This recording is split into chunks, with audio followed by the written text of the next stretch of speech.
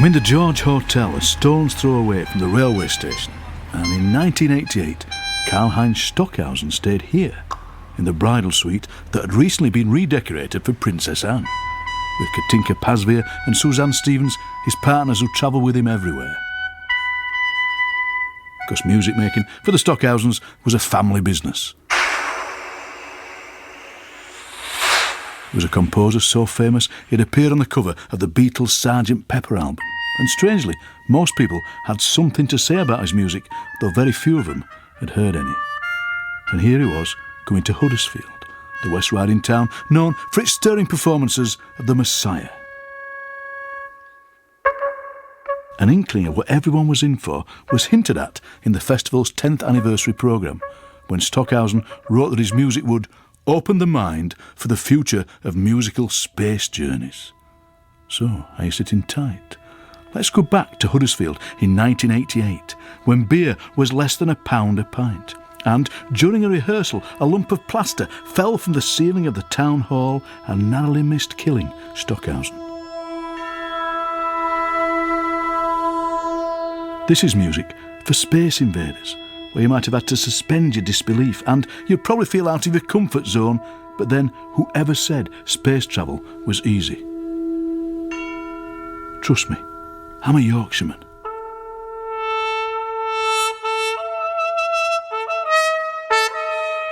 Joining me in the foyer of the hotel is Richard Steinitz, the Huddersfield Contemporary Music Festival Director,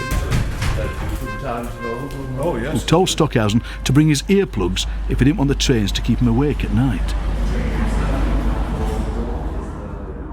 I've got mine in. I'd better take them out. Well, that sounds better. This is the home of rugby league and that. Staying in the George Hotel was one of the major attractions of the festival. Certainly was. Nice to see you. See, I've always loved getting off the train at Huddersfield and walking down those steps and walking towards this hotel. And I try and imagine Karlheinz Stockhausen doing the same thing. And I just wonder how you managed to get this giant of the European Avant Garde to get off the train here and walk into this hotel and take part in the festival. Well, the South Bank and Tony Sargent were particularly interested in Stockhausen. He generously invited me to join him, going to see Karlheinz at his home, and he hired a car in Frankfurt and we drove across. But the problem for the South Bank was that they couldn't give him the halls to rehearse in. And I could give him the town hall for 7 days, completely uninterrupted, because we had an arrangement here with the local authority that we could use it for the festival for that time. And that's why Karlheinz came here and not to London. And he'd enjoyed himself so much in Huddersfield that he came again in 1996, and he never did anything in London afterwards. I hope they gave him the freedom of the city. No, they didn't give him the freedom of the city. No. They should have done.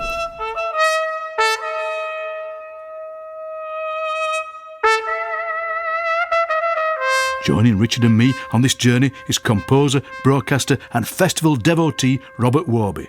I think it was amazing that Richard had persuaded great figures like Stockhausen, all the great modernist composers, to come to this small provincial Yorkshire market town to perform and to present their music.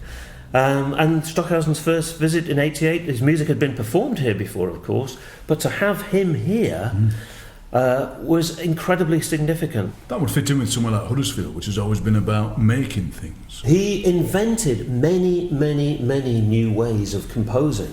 So he began after the Second World War, where the composers had kind of left off, the great European composers like Schoenberg and Webern, Bartók, and he picked up those ideas and he developed them. And he developed many different ways of composing. He had many different labels, if you like, to describe the kind of music they wrote. Point music, star music, park music, Sternklang, he referred to it as park music, spatial music, formula music. He had all these amazing ideas and he invented all these new ways of composing.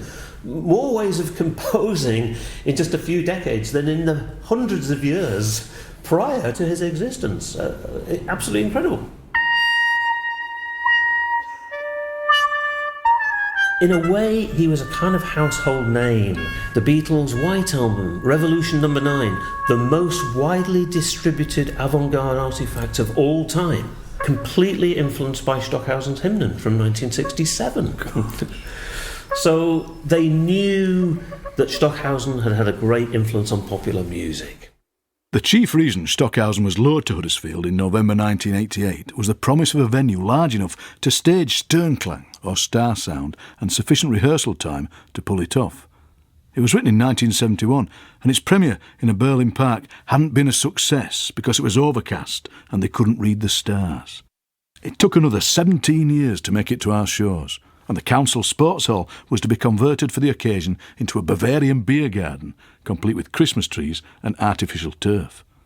It's now closed down and awaiting demolition, and it stands there like a time portal, luring anyone, i.e. me and Robert and Richard, brave enough to explore its bowels. And it's here that we really feel the ghost of Stockhausen, in his green woolen cardigan, on the deserted badminton courts under the unearthly glow of sodium streetlights. Blimey. It's big. It's huge. It's very big. Look at that. Listen to the that. echo. Listen to the delay. It's not a bad acoustic, actually. And it was a bit drier when we turned it into what's in this picture, which is the park.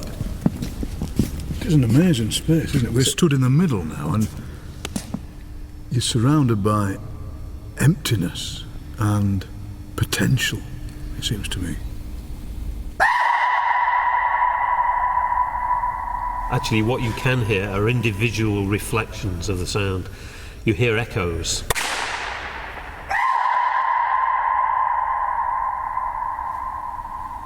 Intriguing. This is a moving moment because we got this photograph here from 1988. The ceiling's more or less the same, and yet we are on the photograph in this indoor forest, this indoor park. Yes, we transformed it. We have. There were musical signals passed from group to group, from the four groups which were opposite corners, and see them there rehearsing. Yes. And there were also musical runners which didn't run because the distances were not that big outdoors. So they processed rather a ritualistic way, holding candles and carrying a musical signal from one group to another. So they carried a musical message Yes, from one corner of the space to another. exactly. And the group to whom they were carrying the message took up that melodic Exactly. material, Exactly. developed it in some Yes, way, yes. and then it was passed on to another group. But you can see how many courts this place contained because they're painted on the floor. We covered that up, of course. I wonder if anybody who used the sports hall as a sports hall actually came to see what was going on. That's an interesting question. I don't know. I'd like to think they did in my utopian way. I'd like to think that somebody came and really enjoyed it. We can't get into the sports hall to play table tennis because there's this music happening. Let's go and hear what's going on. It may have been good. I'm sure some people did that. I'm sure Yes. it did. And then they might have gone, look, forget table tennis. Avant Garde music's the thing for me. Yes. That might have happened. Maybe so. Maybe so. Or perhaps the opposite. No, I think that would have happened.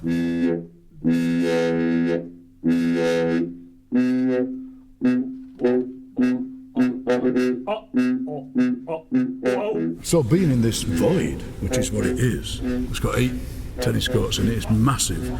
This is like being inside Stockhausen's head. This is like being inside a place that's available for music, that's available for art. And more art should happen in places. I'm getting, you're talking about Stockhausen being in Stockhausen's head, but I'm thinking of being in Stockhausen's belly, because he did this piece, Music in the Belly, and in that piece we hear musical boxes, and he had a dream about an eagle-headed man from whose belly was pulled 3 musical boxes that play these melodies that later became Tierkreis, one of the most popular pieces that he did.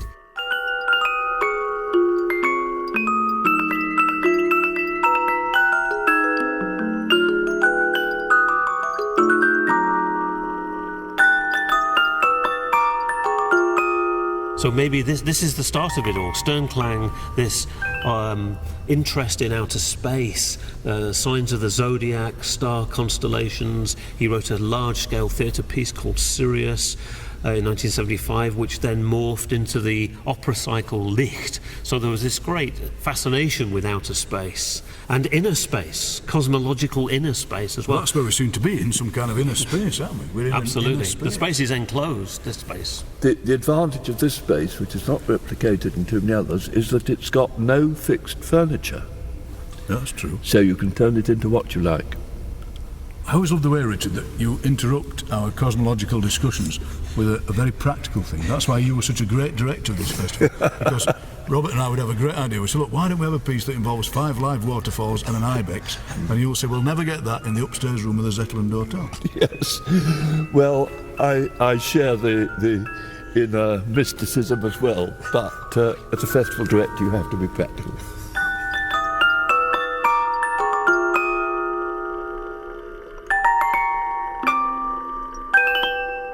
Surprisingly, perhaps, Stockhausen didn't wear a spacesuit to direct the performance of Sternklang, but he did sport a scarf that would have been the envy of Doctor Who.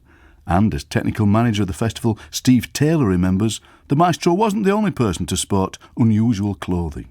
Somebody made these baggy green trousers for all the musicians in the concert, and these were kind of being thrown away at the end. And I had a pair, and I wore them a lot. My Stockhausen trousers, and I went on tour all over the world wearing my Stockhausen trousers. There are pictures of me in Brazil doing fit-ups in my Stockhausen trousers, which eventually fell apart. But I was very keen on those.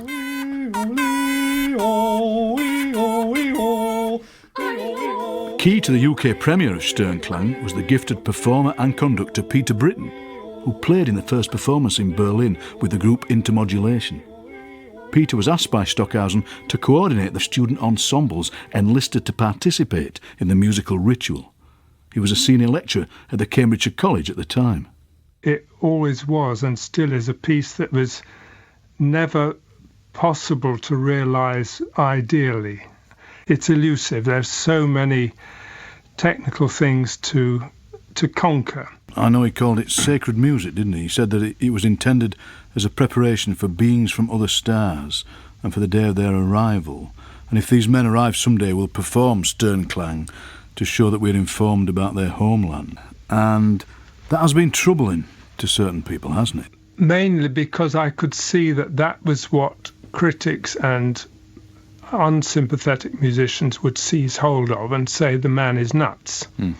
What I saw was a man who, his music is strange deliberately, I think, because it was born out of the total destruction of his homeland at the end of the war. And so he felt, okay, let's start again with simple sounds and replan a musical language that doesn't have to depend on, well, what he was particularly averse to, which was on the radio all the time in the Nazi era, was marching melodies. Whereas Stockhausen's starting point was to go right back to the sort of musical atoms and then reconstruct the language until eventually, towards the end, he came back to melody, but from a new angle. Well, why shouldn't it be that we living on Earth shouldn't at least imagine that there's something wider in the way of not just planets, but contactable beings? Because stars and the signs of the zodiac were very important, weren't they, to Stockhausen? Aha, yes. And much of the material in Sternklang is, you even get little illustrative things, so that when it's the Gemini, he incorporates calling of the two twins, Castor and Pollux. And there again, he's in his correction notes, he says, don't just say like Pollux, it sounds like bollocks, Pollux. Show the two syllables clearly.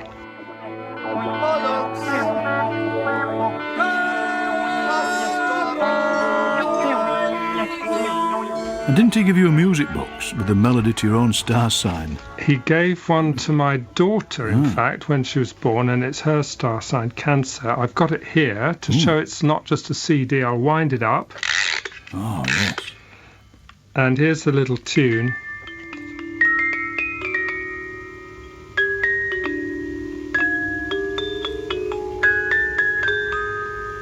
Peter, you've worked with Stockhausen such a lot for many, many years, and he still remains a bit of an enigma to me. So what was he like as a man, do you think? Well, I suppose I would say objectively that he was the greatest person I've ever met. He was a prospector and a pioneer all the time, and he drove himself harder than he would drive anyone else. Now, Jim Pywell was then a music student at Huddersfield Polytechnic, studying composition and the bassoon. And there aren't many bassoonists to the pound, as they say, so he got asked to play in everything. So, Jim, how did it feel to be working with one of the most famous composers in the world? We knew it was something special. We perhaps weren't quite aware of just how special it was. I had a feeling at some point in the early stages that I might have bitten off more than I could chew. When we had the first sessions with Peter training us and we were given the scores, I remember that I had to have the bassoon connected to some kind of amplification apparatus and a pedal, a foot pedal, with which I could change the sound of the instrument in order to be able to follow some vocal patterns that we had learned during the training, which I think Peter may be able to tell you more about. Mm. I do remember one of them. It was something along the lines of so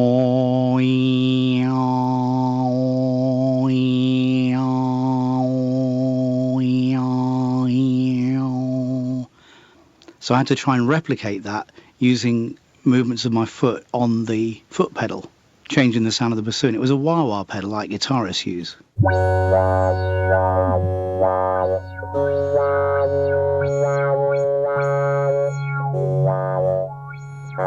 Well, go. Choose a fairly comfortable note, for example. Just good. Now you gradually open up your mouth and try and listen to the upper part of the note, as we could hear in Jim. So it's like a whistle at the top of the sound.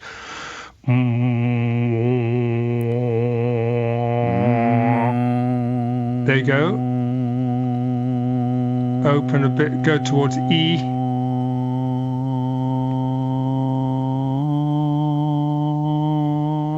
That's it. So the thing is, what we think of as vowels, whether we're from Barnsley or wherever, is really on a held note. It's the degree of the overtone that's above the note. It's a kind of stylized vowel that he uses in this, so that you're actually listening, as I say, to the sort of little note that's going up and down above the fundamental.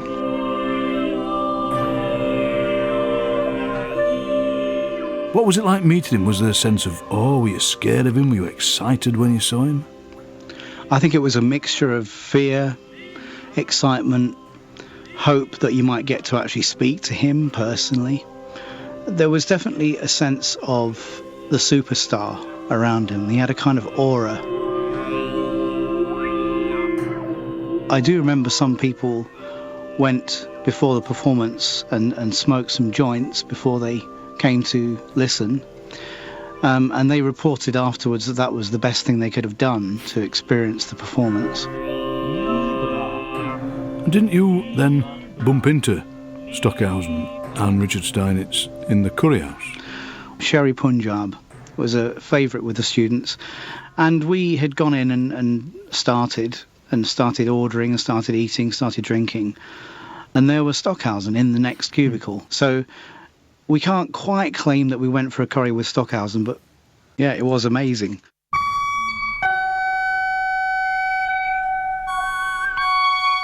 Ben Crossland is a local jazz musician who still lives in Huddersfield, and he vividly remembers the Sternklang performance in the sports hall. Well, I thought it was fairly wacky, but we were free to wander around, to go to the bar for whatever drinks, and just sort of absorb what was happening, really. I think it wasn't a case of necessarily attentive listening, because it wasn't that kind of music. It was almost like a picture that changed colour almost imperceptibly over the period. So it was perhaps more of an experience than a musical concert in some ways.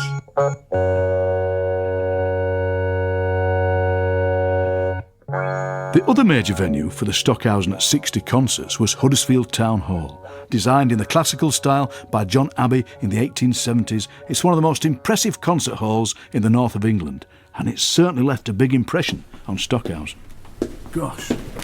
This has one of the best acoustics in Europe, I believe. It does indeed. I mean, visually, it's very clearly a 19th century hall, but with wonderful stucco, especially the ceiling. I can show you where his mixing desk was placed. Oh, yes, please. Yes. Well, it was in the middle, of course, and rather towards the back.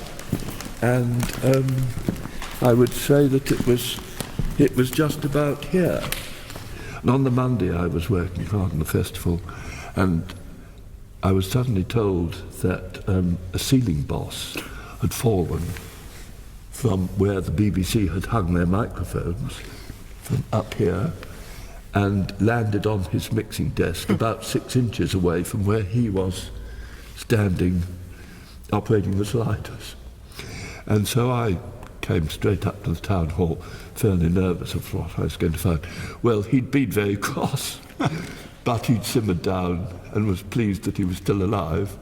And I said immediately that we would replace the one little part of the mixing desk that was damaged. It's frightening to think, though, that Stockhausen this was his last place he ever saw. It could have been. It could have been the end.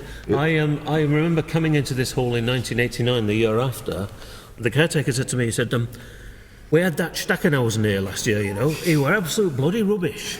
He said he had his son playing the trumpet, and he went to that side at stage and he went toot, and he went to that side at stage and went toot again.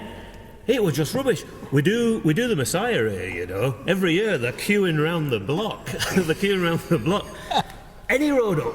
A bit of the ceiling had fallen out. And that Richard Steinitz came down to calm him down, and he said to us all, he said, don't upset him, because he'll go right back to Germany. He said, as far as I'm concerned, he could bugger off back where he came from.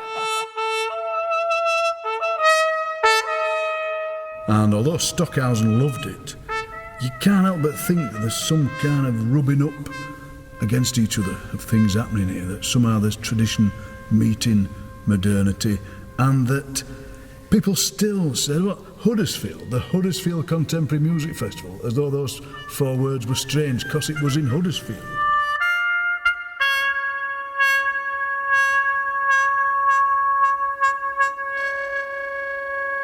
To me, what I think that contemporary music and avant garde music, I know it's very serious, but to me it's always about optimism. It's always about, here is the new thing, here's the thing that's never been heard before.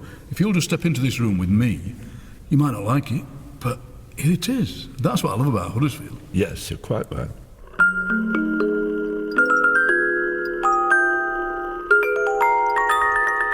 But what did the papers say in 1988 about Stockhausen's visit? As you might expect, his reputation had gone before him, and a lot of the regional and national press traded on his notoriety as bogeyman-in-chief, with the usual clichés rolled out for some cheap copy. Robert Cockcroft, in the Yorkshire Post on the 29th of November, thought that the artistic director Richard Steinitz had dipped into his hat, pulled out one turkey, Stockhausen's Star Sounds, and thereafter an entire series of rabbits. A bemused Sports Centre assistant manager, Adrian Bishop, reported, I think I can safely say that nothing like this has been done in a British sports centre before. Distinguished critic and writer Paul Griffiths was with the Times then, and they'd sent him to Huddersfield to slaughter some sacred cows. I know that you arrived with your dog. What was the dog's name? Susanna.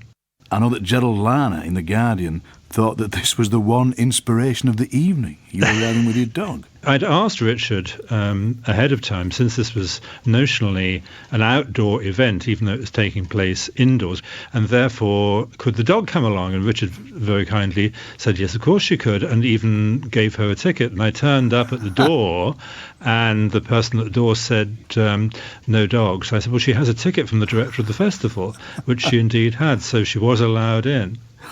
Because the official advice was to bring a cushion rather than a dog. So it seems to me that this performance in this sports hall in a northern mill town has rippled out for the 20 years after, so that we're still talking about it. People in Huddersfield are still talking about it. It's interesting how one pebble can drop in a pond and can send out all these ripples for so long. Yes, indeed. But there are a lot of ripples in this pond. But this was a big one. Did the dog enjoy it? Well, it's hard to tell. Again, I mean, I have less success asking dogs questions than asking Stockhausen. I don't know. I think she would have gone to sleep anywhere. And, it wasn't unduly loud. I did mention to Stockhausen on a later occasion when I was interviewing him that she had been there. I didn't say that she'd slept through most of the performance, but again, he looked very sage and said, yes, animals understand my music. There is that great line that Arthur Jacobs, who was the former head of the Polytechnic Music Department, said that after 2.5 hours of the performance, those who survived wondered what it was they had survived. That's not a bad way of looking at it, too. I mean, in a way, you talk about it being remembered, but music is a funny thing. You really have to catch it while it flies.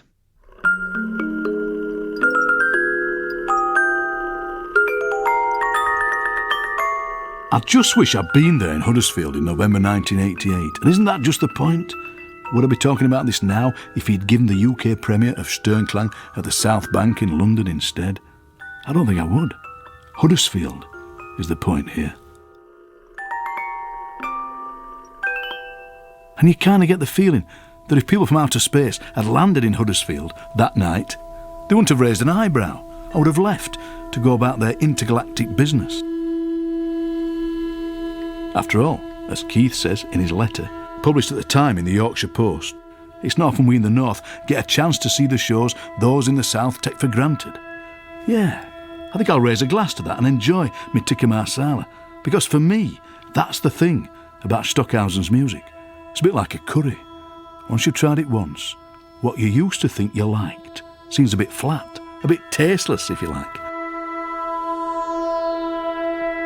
I think once I've finished my drink,